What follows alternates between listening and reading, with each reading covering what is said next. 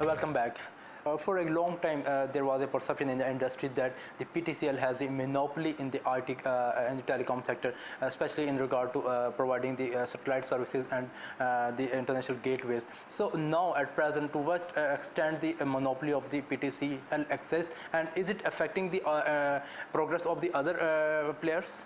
Well, there, first of all, we have zero monopoly. There is no monopoly. Monopoly does not exist in this country. On the other hand, Pakistan, I consider it personally, is one of the most liberalized telecom market of this world. If I just to tell you that today, there are more than 30 active operators offering telecommunication services in this country. And we in PTCL, we have no monopoly over any segment of the industry. There are many local loop operators. There are so many high number of ISPs. There are international operators, GSM operators, wireless local loop operators. No more monopoly. Right. And this is our challenge.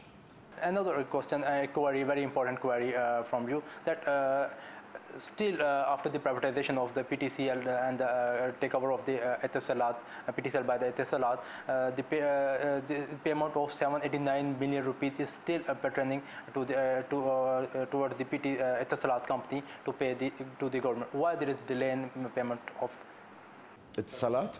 Yeah.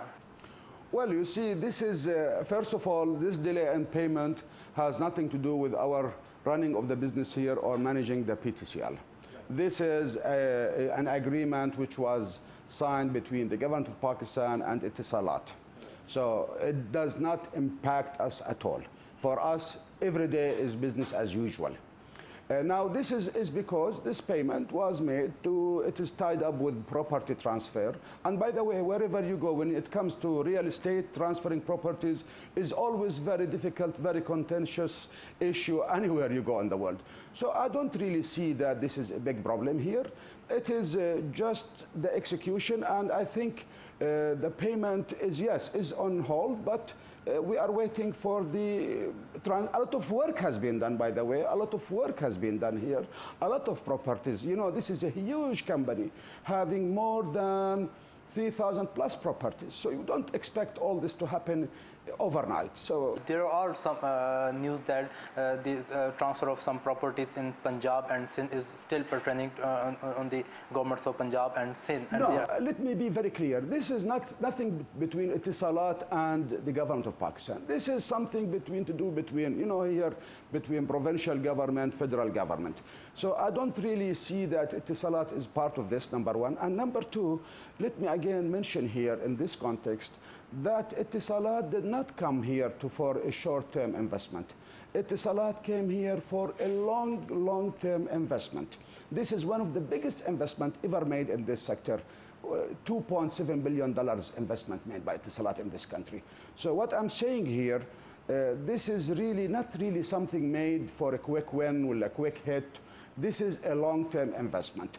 And let me quote here something very interesting. The Chairman Umran, the chairman of Etisalat, was being interviewed in one of the TV channels, and they were asking him, why you people invest in high-risk countries like Afghanistan, Pakistan, Nigeria, Sudan?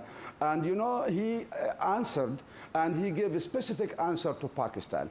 He said that, you think that when we go and invest in Pakistan, we invest in a foreign country? Investing in Pakistan is like investing in ourselves. So this is how we look at it, at least. So, Mr. Waleed Irshad, the recent economic slowdown in the world and also hurt the industry in Pakistan. So what is their effect in the telecom sector? Well, I don't really want to talk about the impact on the telecom sector, but if I'm talking of PTCL, and I can tell you on PTCL, we are neither slowing nor stalling. We are investing. We are still,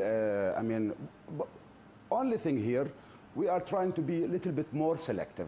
Selective in the sense, what are the essential things, services to enhance, the infrastructure to enhance. So I can say that in PTCL, we are not impacted by the global slowdown. And as I said here, we are neither slowing nor stalling. We are still carrying with our plans and executing as per our short and long-term plans. Sir, recently the government has announced some relaxation or tax relaxation for the telecom industry in the recent budget. So do you think it will be help telecom industry to boost to expansion? For sure, this relaxation, it will reflect on higher number of customers. We are making it easier for the consumers, and there will be elasticity effect. There will be, we are expecting to see higher number of customers, subscribers, and this will be benefiting both to the government and to the operator. We will take a short break. Stay tuned.